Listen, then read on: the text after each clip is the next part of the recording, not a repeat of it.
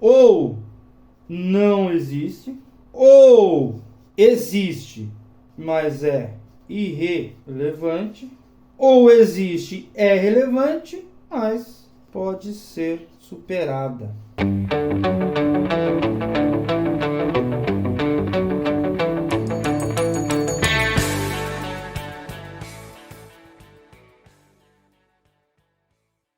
Saudações ensinantes, pessoa querida. Tudo bom com você? Eu espero que sim.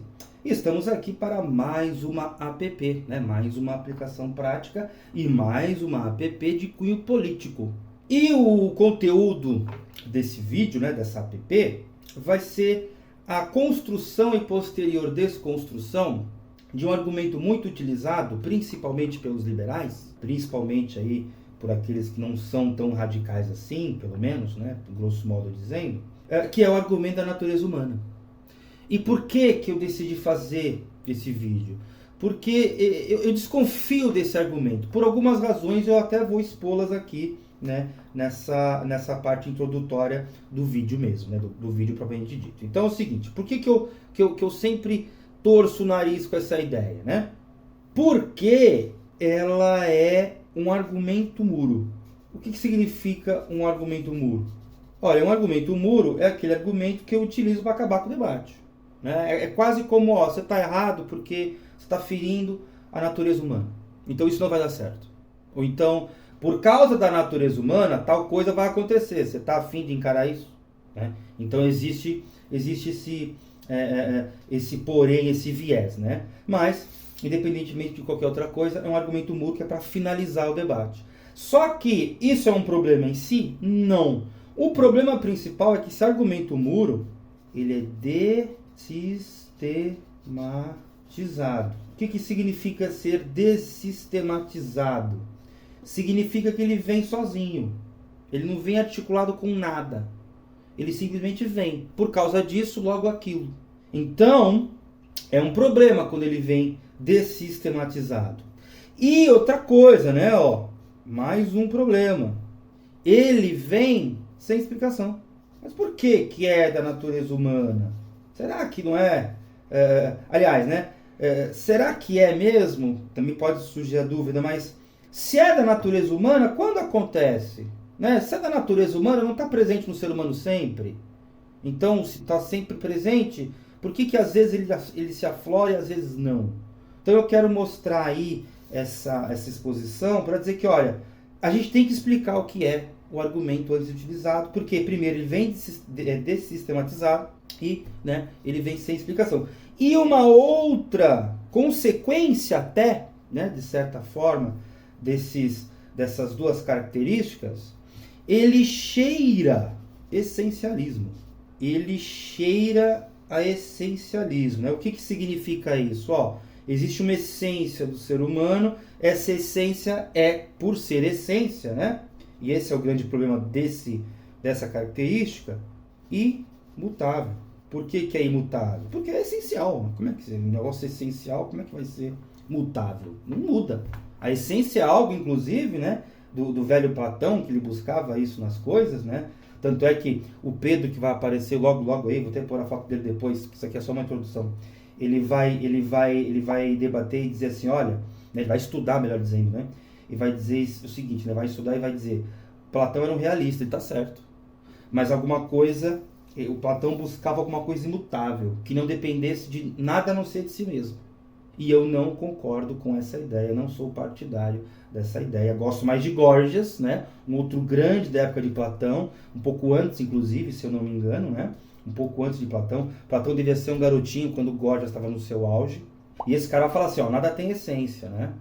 Nada tem essência, mesmo se tivesse, a gente não iria conhecer, e mesmo se conhecesse, a gente não conseguiria transmitir. Né? Então a gente vai ver uma coisa mais tripartite ao longo do vídeo, né? nos próximos blocos. Mas o principal está aqui. Né? Essas são as 3 características que eu não gosto e eu torço o nariz, porque eu considero errada, né? Justamente por causa dessas 3, eu considero errado o argumento da natureza humana. Né? Errada a sua utilização e ele em si também está errado. E eu vou querer, né, argumentar a favor disso ao longo dos próximos minutos aí.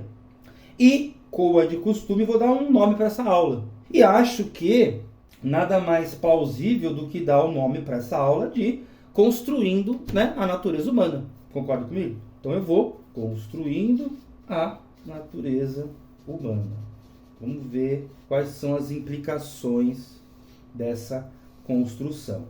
E querendo ou não, essa construção, né, você não viu errado, é construindo mesmo. Mas vou brincar aqui, né, com outro significante, né, ó, que eu também vou desconstruir, né? Eu vou construir para poder desconstruir. Porque querendo ou não, as peças utilizadas na construção são as peças que a gente encontra, né, após a desconstrução. Beleza? Então, vamos trocar de folha para a gente avançar nesse debate, que esse debate é muito interessante. No intuito de promover o debate, eu fiz uma enquete, uma pequena enquete, lá no grupo dos apoiadores do Ateu Informa, né, do Pedro Ivo, né, vai aparecer a fotinha dele aí mais uma vez. E o grupo é excelente, né? O pessoal adora discutir, todo mundo ali é no mínimo socialista, né? Ninguém ali é de direita e tal.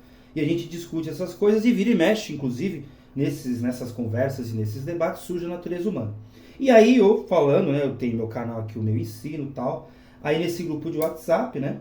Eu mandei para eles essa enquete. E essa enquete, ela tem... Aí eu montei essa enquete, mandei para eles os seguintes pedidos, que a gente pode entender com perguntas, mas realmente não são, né? São duas perguntas e dois pedidos. Então, primeira pergunta. O que é? O que é? O que é o quê? A natureza humana, certo? Aí vem o primeiro pedido, que é o quê? Eu quero exemplos. Exemplos os mais diversos possíveis e pertinentes ao que você acabou de falar, que a natureza humana é. Aí as implicações, né, dessa natureza humana. E não sei muito bem porquê, mas também fiz a seguinte pergunta. Acho que até sei porquê. É possível ignorar quem, né? Obviamente a natureza humana, né? Essa natureza humana. Aí eu fiz essas perguntas para o pessoal lá dos apoiadores do canal do Pedro Ivo. Aí eu obtive quatro respostas. A primeira resposta foi do nosso querido Nick, né, que eu chamo de Nick, mas é o Nicolas. E aí ele respondeu aí a pergunta ao que é a natureza humana da seguinte maneira, ó, é um conjunto de necessidades sub e objetivas. Então, é um conjunto de necessidades sub e objetivas. Ótima resposta. Das necessidades, por exemplo, objetivas, a gente pode colocar aí um monte de espécies junto com a gente, né? Talvez todas, porque toda espécie a comer, por exemplo, que é uma necessidade objetiva. Então, um dos exemplos é justamente esse, né? Alimentação. Então, toda espécie precisa da sua forma de alimentação. E algumas espécies também precisam das necessidades subjetivas, por exemplo, amor. E vamos por aqui, carinho. Os nossos bichinhos de estimação precisam de ambos, além da comida. Como a gente precisa de ambos, além da comida. Então percebe que é uma natureza humana um pouco mais estendida, né? Mas é válida, né? Não só porque a resposta é válida, não, mas é válida, da natureza humana, ótimo. Mas quando a gente se utiliza disso num argumento, num debate, eu posso falar assim, não, mas isso aí o cachorro também faz. Então o que faz a diferença entre o cachorro e o ser humano? Então é mais ou menos essa a implicação, né? Dessa definição de natureza humana. E aí ele trouxe, né, como implicação, que eu achei muito legal essa aqui, assim, ó, a sociedade joga contra, né? A sociedade joga contra. Ele está errado? Não. Inclusive, Freud vai concordar com isso aqui, pelo menos em parte, né? Lá no Mal-Estar na Civilização, o que ele vai dizer? Vai dizer, olha, a sociedade é uma das fontes de males, de desconforto, de mal-estar no indivíduo. Né? Ele tem que seguir lá o que o pai mandou, o que a mãe mandou, o que o Estado quer, aquela coisa toda. Então é uma fonte, né, de desconforto ali, né, de muitas vezes até de situações mais graves, depressão, né, coisa assim. Então realmente a sociedade joga contra o indivíduo a torto e a direito. E é possível ignorar? A resposta dele foi muito legal. Depende. Depende do quê? Ó, para controlar outras pessoas, não. Eu não posso ignorar a natureza humana se eu quiser controlar alguém. Faz sentido? Faz. O capitalismo, por exemplo, nos controla à torta direito, fazendo com que a gente perca a liberdade de escolher isso ou aquilo, né? Porque, por exemplo, entre 3 objetos, a gente logo vai pegar, descartar a versão piorada de um deles e escolher entre os dois, né? E escolher entre os dois que sobram. Então a gente funciona assim. Não sei se outros animais funcionam assim, mas a gente com certeza funciona assim. Então existem estratégias de marketing que fazem isso tranquilamente. Então eu não posso ignorar a natureza humana se eu quiser controlar o ser humano. Agora, para descontrolar, uma resposta curiosa, né? Ó, para o descontrole, ele disse sim, eu posso ignorar. Espero que eu tenha entendido corretamente, mas me parece que essa foi, né, a resposta dele mesmo. Então, é possível ignorar? Sim, se eu quiser descontrolar a humanidade, emancipá-la, coisa assim. Não se eu quiser controlá-la. Faz sentido? Faz sentido. Né? Existem coisas aqui que eu posso desconsiderar, ignorar, e existem coisas aqui que eu não devo, se eu quiser controlar. Então, faz sentido, né, a resposta dele. Agora, o próximo que respondeu, se eu não me engano, acho que foi até o Diego, mas eu anotei aqui o próprio Pedro, né, que é lá o responsável pelo canal Ateu Informa, e sigam lá, que é um canal muito interessante, tem muita política, tem algumas resenhas ali, pelo menos, em alguma dose, até assistiu lá o último uma animação que saiu da Netflix lá, ele falou sobre, gostou muito e tal. Aí tem coisa de grego, tem coisa de política, tem entrevista, tem um monte de coisa legal. Sigam, né, o canal dele. E aí ele respondeu o seguinte, olha, a natureza humana é uma natureza, né, não é diferente das outras, mas é mais especializada. É especializada. Né? Então, o ser humano faz muitas coisas que os animais fazem, mas de certa forma mais especializado. Cada um aí com a sua especialização. Ótima resposta também. E o exemplo é mais interessante ainda, que é o trabalho, né? O trabalho humano, o Marx vai dizer, né, que o trabalho humano é um trabalho mais elaborado, mais projetado, não complexo, não é isso. Né? Uma colmeia não tem nada de simples, né? Das abelhas lá, um formigueiro, etc. Não. O trabalho do ser humano, ele é mais elaborado, no caso de Marx. Aqui ele está dando que, olha, é especializado.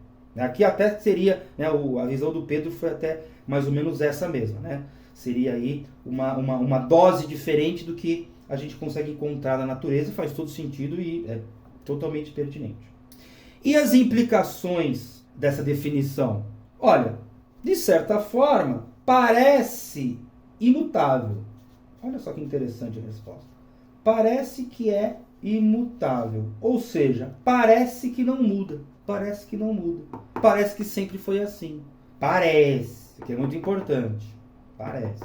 Num debate, por exemplo, você já pode... Esse parece, né, já abre margem para você poder perguntar assim, mas então qual que você está falando? A anterior ou a atual? Ou qualquer outra anterior? Porque, eventualmente, são várias, né? Mudou várias vezes. Então, no capitalismo, teve feudalismo, teve escravismo, tem lá o modo de produção asiático também, que eu não tenho a menor ideia do que seja, mas eu já vi falar que tem e que é diferente desses 3, né? Então, qual que eu uso? E também tem outro problema, né? Acontece, não é natural para todo mundo, é natural desse grupo, é natural dessa época, é natural desse continente, ou coisa assim. Então, essa imutabilidade, ela é traiçoeira, pelo menos num debate. E é possível ignorar? Não, ele foi taxativo. Seria... E educado, né? Ó, doideira. Não ignore a natureza humana. Ele tá certo? Sim. É bom não ignorar mesmo. É bom não ignorar. Aí o próximo foi o Diego. E o que o Diego respondeu acerca do que é a natureza humana? História. Excelente resposta, hein? O menino aí deve ser marxista. Então a história, o que é natural do ser humano? História. É muito legal. Parece que só o ser humano faz a sua própria história, né? Os outros animais estão por aí. Deixam marcas da natureza, a sua revelia, né? Porque eles nem sabem o que é isso, mas deixam marcas. Mas o ser humano constrói, inclusive essas próprias marcas, interpreta essas próprias marcas. Então, o ser humano constrói a sua história e também a história do mundo, das estrelas, do universo, dos outros animais, etc, etc, etc. Então, se tem uma coisa que o ser humano faz, realmente é construir história. Mas no caso aqui, obviamente, né, ele fez só, né, ele não respondeu fazer história. Eu estou falando, mas ó, a natureza humana parece que é a história. Ou histórico, enfim, é história. É história. Exemplos dessa natureza. Ora, simples. Os idiomas, que vão mudando constantemente, assim como mudam, né? Assim como mudam as espécies. A cultura, dentro das quais, né? Dentro das culturas estão os idiomas. Então, uma coisa é derivada da outra, mas vale também. Aí tem a tradição, e assim vai. Ótimos exemplos. E as implicações? As implicações são as seguintes, né? É a seguinte, né? Ó, o meio te constrói. Se o meio te constrói, quem constrói o meio? Uma boa pergunta lógica, né? Lembrando que isso aqui, né? Eu falei de Platão, né? Então, Platão faria essa pergunta, invariavelmente. Se você se constrói no meio, quem constrói o meio? Ué, você, a partir de um certo ponto, também constrói. Talvez até com a sua própria presença você constrói o meio. Né? Você influencia no meio e aí você ajuda com que ele seja construído de uma forma diferente daquela que teria sido se você não estivesse lá. Certo? Mas é possível ignorar? Não completamente. Ótima resposta, hein? Não completamente. Como assim não completamente? Olha, algumas coisas sim, algumas coisas não. Dá para ignorar a história? Lógico que dá. Dá sim. Deveríamos? Não. O liberal, por exemplo, ele tem que desconsiderar a história. Se ele considerar a história, ele está mais perto de se tornar um marxista. Então ele tem que ignorar a história. Tem coisas que tem que sempre ter sido assim. O mercado sempre existiu, o dinheiro sempre existiu, ou qualquer outra coisa. Ou então foi inventado, ou então vem um mito, né? Não, alguém inventou porque tinha um problema para resolver e tal, não sei o quê. Então, a economia liberal ela é bastante parecida com uma coisa meio folclórica, com uma coisa mitológica, alguma coisa nesse sentido, tá? Mas não paramos no Diego. Aí veio o Davi e respondeu do jeito dele essas perguntas aí, que inclusive enquanto gravo esse vídeo deve estar por aí por São Paulo, que é no caso a minha cidade. Mas ele respondeu o que é a natureza humana com o comportamento social. Exemplos: monogamia, poligamia, que inclusive é muito mais presente na antiguidade do que essa aqui. Essa aqui tem data de nascimento, ou pelo menos aí dá para precisar um pouco melhor, né, o seu surgimento, da monogamia. E tem maioridade penal, por exemplo. Eu vou até escrever aqui, né? Maioridade penal. Aí me perdoem pela... Né, a ponta da caneta é grossa, né, então me desculpem que fica meio ruim de escrever pequenininho. Né? Mas a caneta tá boa, é melhor que eu posso fazer. E quais são as implicações desses exemplos e desse comportamento social? Economia. Nossa, outro marxista, hein? Economia. A economia vai acontecendo de acordo com esses comportamentos sociais. E esses comportamentos sociais vão acontecendo de acordo, sabe-se lá como? Talvez a economia. Por que não considerar?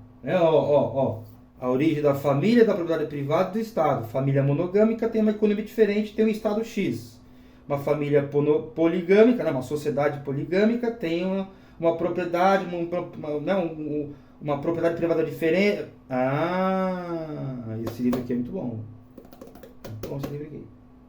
Mas vai dar ordem ao Estado, né? Vai dar ordem, né? Não vai dar ordem nada, antes fosse, né? Ele vai dar causa ao Estado.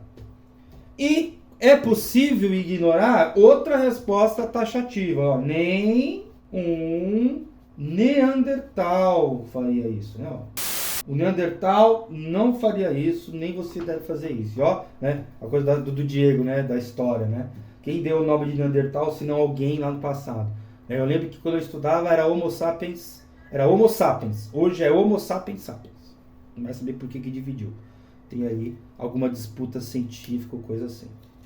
E agora eu queria, como se eu tivesse feito essa pergunta, para um outro camarada, porque aqui só tem socialista ou comunista. Vamos falar, por exemplo, né, para completar o time das esquerdas, de um cara chamado Bakunin. E com ele, se ele tivesse vivo e eu tivesse acesso a ele, eu teria feito essas perguntas para ele, e é muito provável que ele teria me respondido com uma frase apenas, né? Ultrapassando todas as linhas aqui, né? Ó, o homem é um animal que se revolta. O homem é um animal que se revolta. Quais são os exemplos? Contra a própria monogamia, ou poligamia, inclusive. Cansei de ter parceiros diferentes toda hora, quero um só. Ótimo, me revoltei. Chega. Essa economia que não funciona, vou me revoltar também. Tá tudo errado. E o Neandertal, dane-se o Neandertal, me revoltei com a ciência, não quero saber de Neandertal, quero saber do homem presente, homem atual, né? Dane-se esses comportamentos sociais. O homem é um animal que se revolta, inclusive posso me revoltar com essa frase e ficar com uma delas. Nada impede, porque o homem é um animal que se revolta. Perceba, só com essa frase eu já dou uma lima, inclusive nem é o único animal, tá? Começa a aprontar com o seu bichinho de estimação, vê se não vai se revoltar com você, um belo dia te dá uma dentada, te dá uma arranhada, né? Apronta pra você ver, se ele não foge. Então, não vai achando que é só nosso, não. Mas a resposta é muito boa, né? Eu posso me revoltar com essa revolta e ficar com uma dessas escolhas aqui, porque eu posso fazer isso, sou livre também. Sartre diria, né? O homem está fadado a ser livre. Eu não vou por aqui que eu só estou falando de um pessoal mais... Se bem que Sartre era bem marxista. Mas enfim, não vou mencionar porque também não conheço o autor. Então, pelo mínimo que eu conheço do Bakunin, eu posso dizer isso. E já acabei mencionando aí Sartre, com a ideia de sermos condenados a sermos livres, né? Mas não tem mais espaço na folha. Então, já tá bom só esses quatro gente como a gente. E o Bakunin também era gente como a gente, só que já faleceu, né? Já não está mais entre nós. Certo? Então, vamos para a próxima folha para a gente fazer uma outra, né? Mais ou menos a mesma ideia, mas fazer uma coisa um pouco mais enxuta, mas com campos de estudo, que é mais interessante ainda, tá? Mas nessa mesma pegada. Continuando aqui, vamos ver campos de estudo. Por exemplo, o marxismo. O que o marxismo diria sobre o que é a natureza humana? É aquela resposta do Pedro, né? Trabalho. É trabalho de que tipo? O trabalho é projetado. Não é numa dose específica, como disse o Pedro. É trabalho projetado. Eu projeto e trabalho. Essa aula, por exemplo, né? É uma coisa projetada, preparada, né? Com um fim que eu almejo alcançar. Pode ser que eu não alcance, mas eu pelo menos vou almejar alcançar. Eu preciso, né, ter essa visão teleológica. Eu quero convencer alguém de alguma coisa, ou então quero mostrar para a pessoa alguma coisa, né, para você aí que me assiste. Aí exemplos, essa própria caneta, papel, que mais? Então, computador, aí que eventualmente você está assistindo, então celular, vamos pôr um celular aqui, celular, simples. Implicações disso, qual, né? Mas tem uma diferença, ó.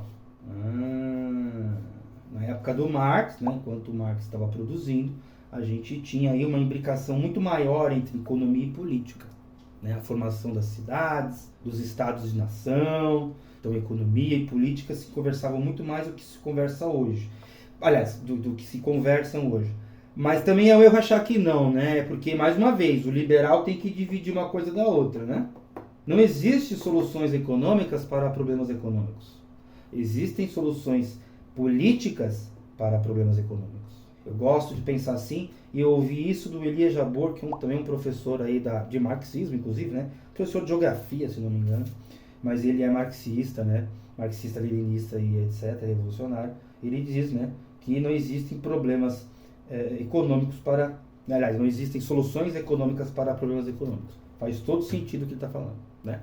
Mas um outro campo que eu conheço um pouco melhor, né, ou um pouco mais, e melhor, né, porque também trabalho com isso, é justamente a psicanálise, né? O que ela diria acerca do ser humano?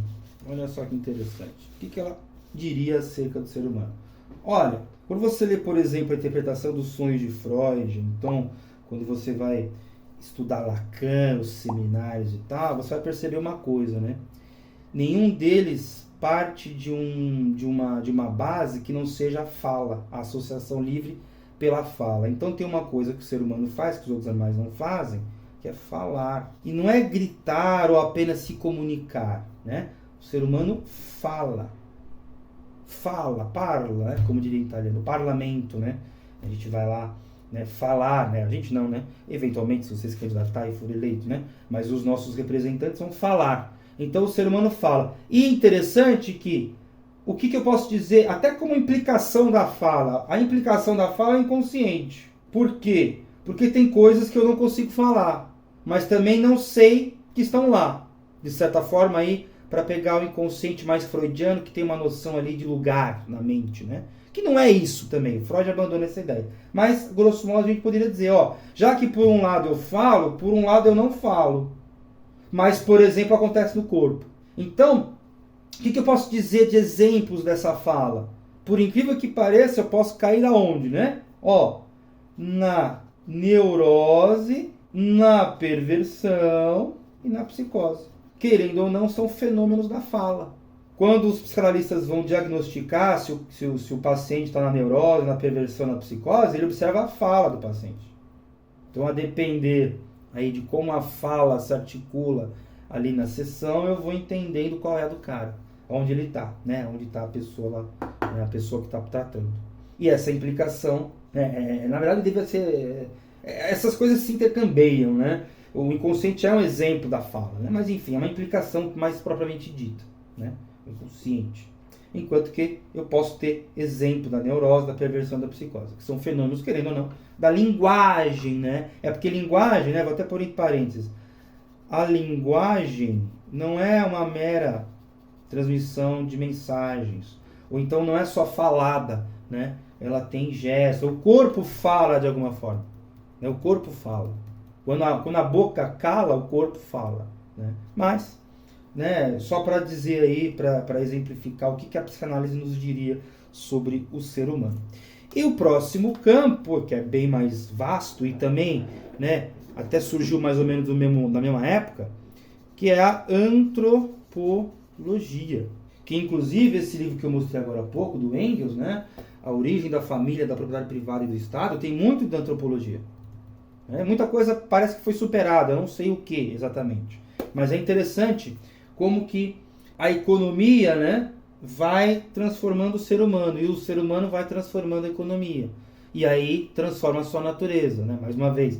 Por isso que natureza humana para mim é um argumento muito fraco, né? Muito ruim. Então eu não uso mais isso aí porque não faz muito sentido. Mas o que é a natureza humana segundo a antropologia? Ou pelo menos o que nós podemos inferir acerca dessa natureza humana estudando a antropologia? Olha, a gente pode perceber que o ser humano ele estabelece graus de parentesco. Que exemplos? Mãe, pai, aí em decorrência filhos, tios, avós, e isso é claro que influencia na economia, né? Por exemplo, né, se a monogamia é de um jeito, o que eu vou ter? Eu vou ter, por exemplo, uma família diferente, famílias poligâmicas, nenhum problema, ou famílias monogâmicas. A herança vai ser transmitida de outro jeito, o Estado vai ser de outro jeito, né? Então, esses dois campos se conversam na ideia de família, né? Porque neurose, perversão e psicose depende da família também.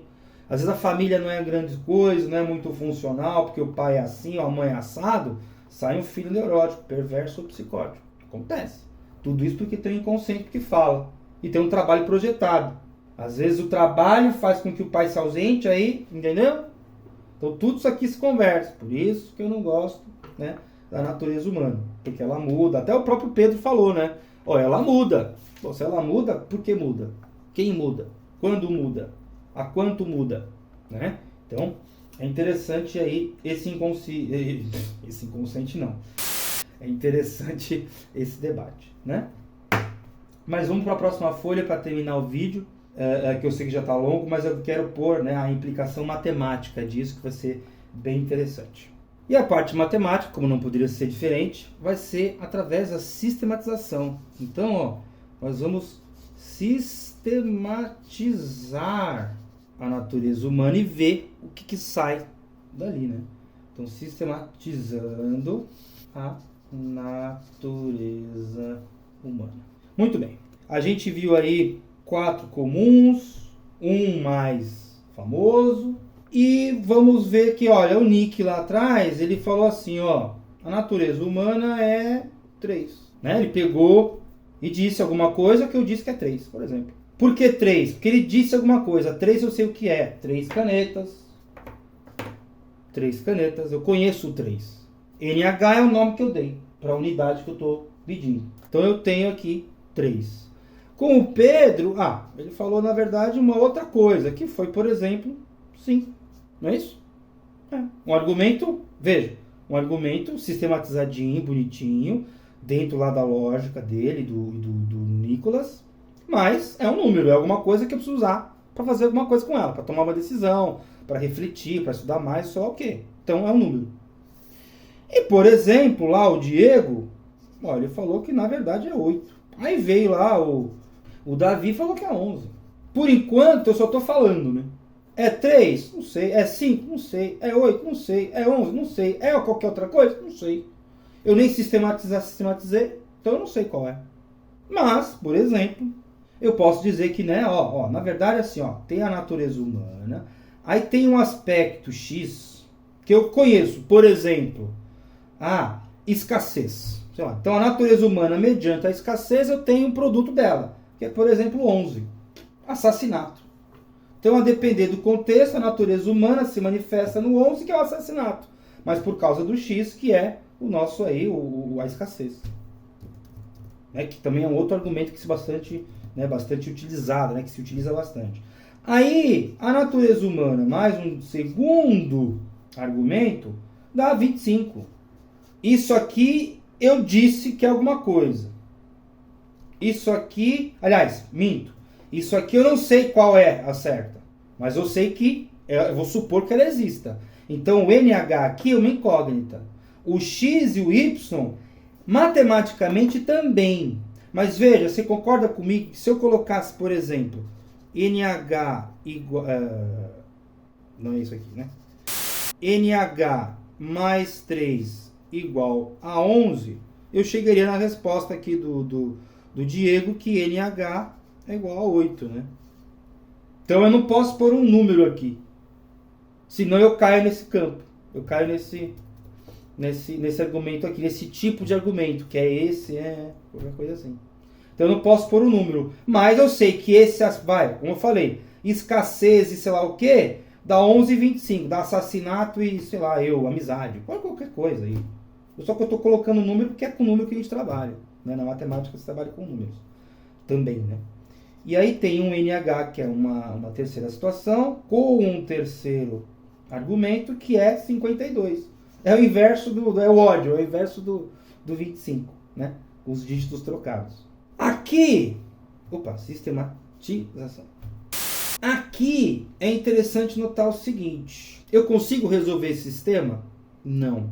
Eu sei o que é X, né? Um argumento que eu estou utilizando. É um argumento qualquer, mas conhecido. Esse aqui é outro conhecido diferente desse primeiro, porque senão seria a mesma equação. Esse aqui é um terceiro, né? Só que também tem que ser diferente, porque não caímos no mesmo problema. E eu consigo resolver matematicamente esse sistema? Não. Por quê? Porque eu tenho a natureza humana, que é uma incógnita, e tenho também 3 outras incógnitas. Então eu tenho 4 incógnitas e 3 equações. Eu consigo fazer isso? Não. Não consigo resolver. Eu posso chegar no máximo a um X em função da natureza humana, né? O que seria absurdo, né? Então, escassez é igual a assassinato menos a natureza humana. Não faz nenhum sentido. Mas se eu substituísse esses... se daqui eu tirasse 3 equações, né? X igual a... né, seria X igual a 11 menos NH, Y igual a 25 menos NH e Z igual a 52 menos NH. Se eu substituísse uma na outra, eu encontraria NH igual a NH, encontraria 0 igual a 0, 10 igual a 10, alguma coisa válida, mas não uma resposta que eu quero. Então, para que eu possa resolver isso aqui, eu preciso de uma outra equação relacionando pelo menos 2 desses 3 aqui. Eu não posso relacionar de novo com o NH. Eu não posso pegar uma quarta situação onde a natureza humana ao lado, né? E lembrando que somar é colocar ao lado, né? Então eu não posso pegar uma quarta situação na qual a natureza humana está ao lado de um aspecto W e dizer que é 100. Não posso. Porque eu vou ficar com 5 incógnitas e 4 equações. Então eu preciso de uma quarta equação mostrando pelo menos 2 dessas 3 variáveis. Como é só um exemplo, eu vou brincar que, olha, esse aspecto X mais o Y mais o Z Tem uma coisa que só o ser humano faz, né? Que é isso aqui. Só o ser humano faz isso, não é isso? Não. Primatas também escrevem o 69, se é que você me entendeu. Espero que tenha entendido, né? Então, eu tenho uma sucessão, né, de aspectos ao lado do outro que tem um número que eu conheço, que no caso aqui é o 69. Aí eu consigo resolver. O interessante é que sai todas juntas, não sai uma só. Quer ver que legal? Que eu lembro muito aqui daquele poema que eu já ouvi, né, que é do Ortega y Gasset, né, o José Ortega y Gasset, que ele diz assim, ó, que eu, né, vou até escrever aqui, ó, eu sou eu e minha, eu vou colocar um S aqui, circunstância, né? Eu sou eu e minha, eu prefiro ler no plural, né? Eu sou eu e minhas circunstâncias, inclusive porque tem dois eus, né? Eu sou eu, esse eu não é igual a esse. Não é só pela linguagem, não. É porque realmente o ser humano é crivado, né? Então esse eu aqui, algum desses eus é imaginário, algum desses eus é ideal, alguma coisa nesse sentido. Mas é muito boa a frase, né? Eu sou eu e minhas circunstâncias. Então a natureza humana só será descoberta dentro das circunstâncias. E ele continua o poema. Se eu não salvo a circunstância, eu não salvo a mim. Eu me perco junto com ela. Então ou todo mundo sai ou ninguém sai. Por isso que eu preciso dessa quarta equação, satisfazendo não todas as variáveis, né? Pelo menos duas delas. No caso, eu coloquei 3 para ficar mais fácil. Por que eu coloquei 3? Muito simples, né? Ó, se eu somo essas 3, eu faço o quê? Eu faço NH mais NH mais NH, que fica, eu vou por aqui, né? NH mais NH mais NH, mais quem? XYZ. Aí, eu vou colocar aqui o igual, mas vai dar para escrever o número, né? 11, né? Que dá 88. Então, ó, 3NH mais esse negócio. Quanto que é esse negócio aqui? 69. Aí aqui mora um outro contra-argumento da nossa aí, natureza humana. Qual é esse argumento? É muito simples. Se é a natureza humana, então imagina assim, ó, eu tenho 3NH mais 69. Como é que eu resolvo essa equação? Tiro 69 daqui e tiro 69 daqui. Não é isso? Eu fico 3NH mais 0 é igual a 19. Agora, qual é o argumento propriamente dito? O argumento propriamente dito é o seguinte: se é natural do ser humano e a situação envolve um ser humano, ou pelo menos dois, tanto faz a natureza humana, porque ela está agindo em ambos os lados, né? Então, por que é da natureza humana ser raivoso? Tá, tudo bem. Mas também é da natureza humana não ser raivoso. Então, tanto faz ser ou não ser. Né? Que é mais ou menos a ideia lá da revolta. Se eu tenho uma natureza humana e posso me revoltar contra ela, tanto faz ela existir. Só basta que eu a supere. Pronto. Eu só preciso superá-la. Então não é um argumento interessante. Entende o que eu quero dizer? Porque ele vai estar presente. Se tiver duas situações, vai estar presente em ambos os casos. Acabou. Que é por isso que cheira essencialismo. Isso aqui, inclusive, é puramente platônico também, né? Não tem uma coisa não tem um real do ser humano? Não tem uma essência real? Uma essência verdadeira? Bom, se tiver, é irrelevante. Por quê? Eu excluo o que é do ser humano, aí tem o quê? Eu tenho o contexto, eu tenho a circunstância. Faço alguma coisa com a circunstância? Não. Então, acabou. E, para resolver aqui a questão, vai fazer bonitinho como a gente faz no colégio, né? 3NH igual a 19. Aí eu divido por 3 e chego à conclusão de que a minha natureza é 19 sobre 3. Uma fração entre primos, né? Não um grau de parentesco, né? 19 e 3 são primos, não consigo reduzir mais essa fração. Inclusive, se tem uma coisa que é puramente humana, é o número primo, né? A gente percebe aí, inclusive acha que não é, né? A gente descobre, a gente constrói e acha que não é. Então, eu descobri a natureza humana. Se eu colocar NH aqui, no caso 19 sobre 3, vou encontrar algum X, algum Y e algum Z e descobrir que a soma deles tem que ser 69. Por incrível que pareça, né?